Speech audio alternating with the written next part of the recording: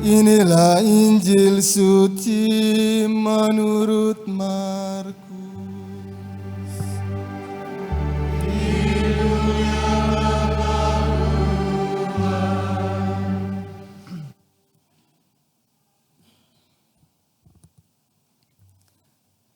Sekali peristiwa Yesus berbicara tentang bagaimana ia akan menderita sengsara. Sesudah itu ia membawa Petrus, Yakobus, dan Yohanes. Bersama-sama mereka naik ke sebuah gunung yang tinggi. Di situ mereka sendirian saja. Lalu Yesus berubah rupa di depan mata mereka dan pakaiannya sangat putih berkilauan. Tidak ada seorang penatu pun di dunia ini yang dapat memutihkan pakaian seperti itu. Lalu tampaklah kepada mereka Elia dan Musa, keduanya sedang berbicara kepada Yesus. Kata Petrus kepada Yesus, "Rabi, alangkah baiknya kita berada di tempat ini. Biarlah kami mendirikan 3 kemah, 1 untuk engkau, 1 untuk Musa, dan 1 untuk Elia." Petrus berkata demikian sebab tidak tahu apa yang harus dikatakannya, karena mereka sangat ketakutan. Lalu datanglah awan menaungi mereka, dan dari dalam awan itu terdengar suara, "Inilah putraku yang terkasih, dengarkanlah dia." Tiba-tiba sewaktu memandang sekeliling, mereka tidak lagi melihat seorang pun bersama mereka, kecuali Yesus seorang diri. Pada waktu mereka turun dari gunung, Yesus berpesan supaya mereka tidak menceritakan kepada siapapun apa yang telah mereka lihat itu sebelum Putra Manusia bangkit dari antara orang mati. Mereka memegang pesan itu sambil mempersoalkan di antara mereka apa yang dimaksud dengan bangkit dari antara orang mati. Demikianlah sabda Tuhan. Terpujilah Kristus.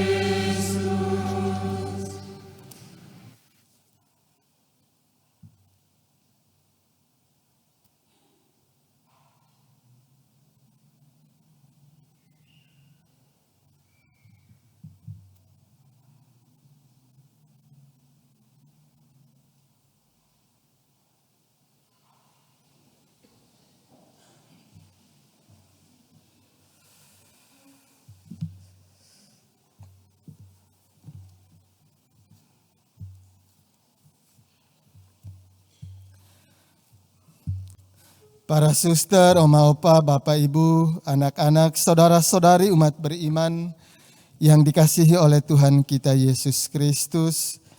Sekali lagi selamat pagi dan selamat hari Minggu untuk kita semua. Semua sehat?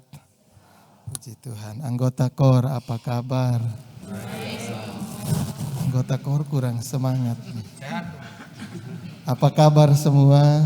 Puji Tuhan.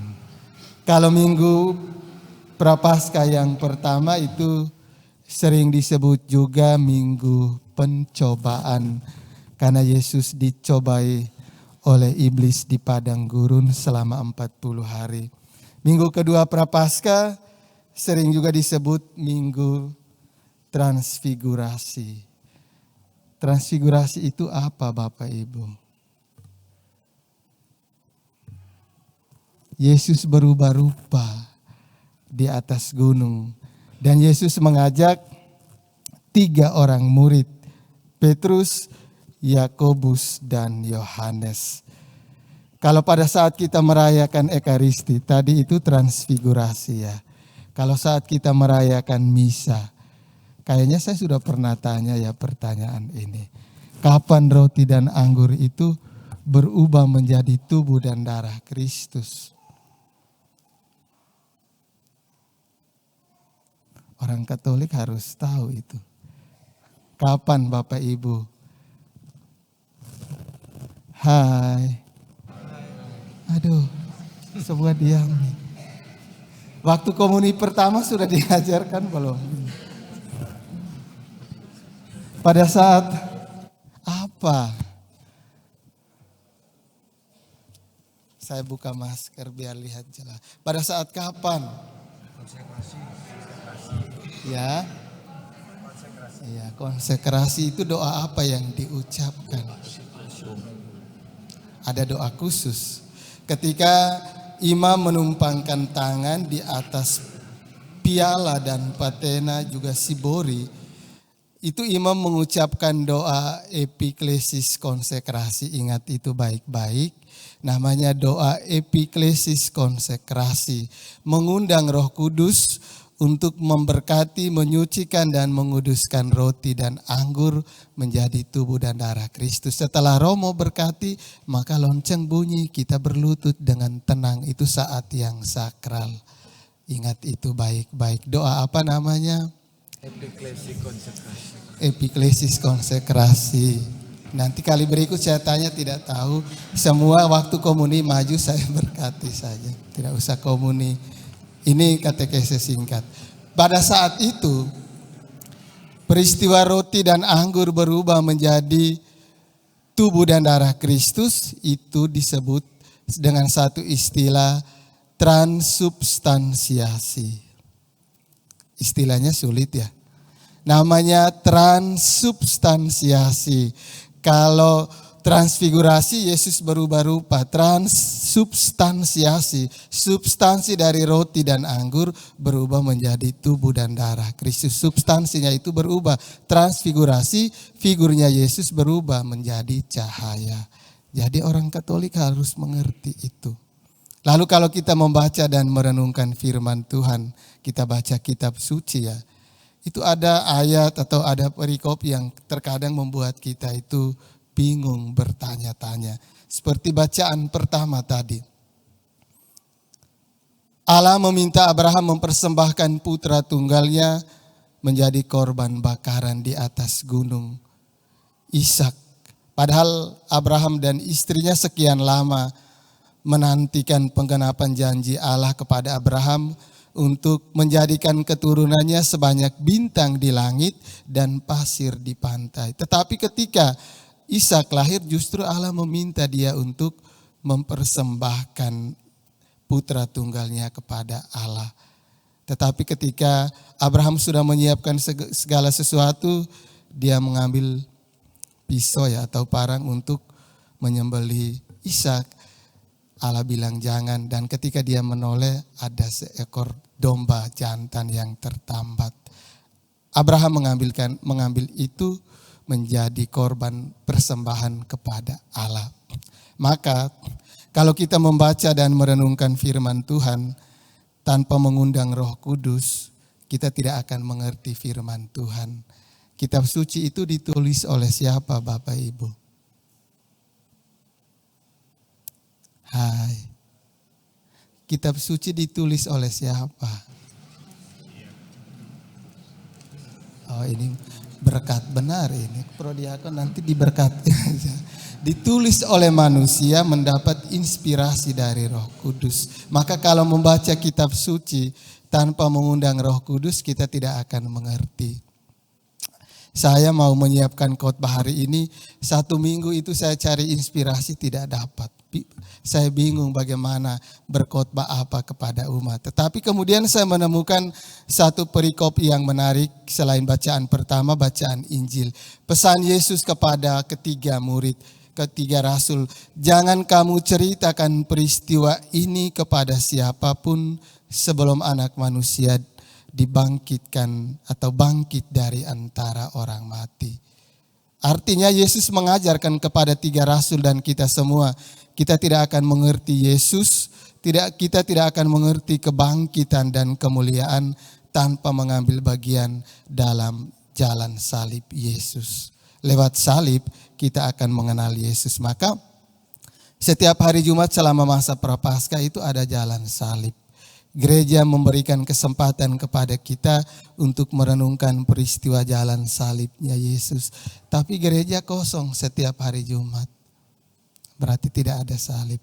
Dan kenapa di salib orang Katolik ada korpusnya Yesus? Itu Yesus mau mengajarkan kepada kita bahwa tanpa derita tidak ada kebahagiaan yang sesungguhnya. Maka salib orang Katolik ada korpus atau ada tubuh Kristus. Kalau salib yang di rumah orang Katolik, salibnya tanpa tubuh Kristus, itu bukan salib Yesus, tetapi salib siapa? Salib penjahat, dua penjahat yang mengapit Yesus itu. Nah, kalau salib orang Katolik di rumah tidak ada korpusnya, itu bukan salib Yesus, tapi salib penjahat. Maka Yesus sekali lagi mengingatkan kepada kita, kebahagiaan tanpa proses itu kebahagiaan semu. Yesus mengajarkan kepada kita bahwa jangan ceritakan kepada orang lain tentang peristiwa yang mereka alami sebelum orang mengambil bagian dalam salib Yesus. Tetapi seringkali kita itu bersikap seperti Petrus ya. Petrus bilang, betapa baiknya kita berada di tempat ini, kami mendirikan 3 kemah. Kita hanya mau menyimpan wajah Yesus yang penuh dengan kemuliaan, tetapi kita tidak mau mengambil bagian di dalam jalan salibnya. Itu seringkali yang kita lakukan, menghindar dari derita, maunya cepat mencapai kebahagiaan atau mau cepat berhasil tanpa berproses. Begitupun kalau anak-anak di rumah, Bapak Ibu, kalau anak-anak kita manjakan tanpa mengajarkan mereka untuk menderita, bahwa mereka mau mendapatkan sesuatu tanpa pengorbanan, maka kita bukan memberikan kasih kepada anak-anak, tapi kita memberi racun untuk mereka. Mereka tidak tahu berjuang, mereka tidak tahu berkorban, mereka tidak tahu berproses, mereka taunya gampang mendapatkan sesuatu. Hari ini Yesus mengajarkan kepada kita bahwa sebuah usaha untuk mencapai kemuliaan dan kebahagiaan sejati harus melewati proses. Kalau kita tidak mau melewati proses, hanya mau mendapatkan hasilnya, kita akan jatuh dalam dosa, korupsi, dan lain sebagainya.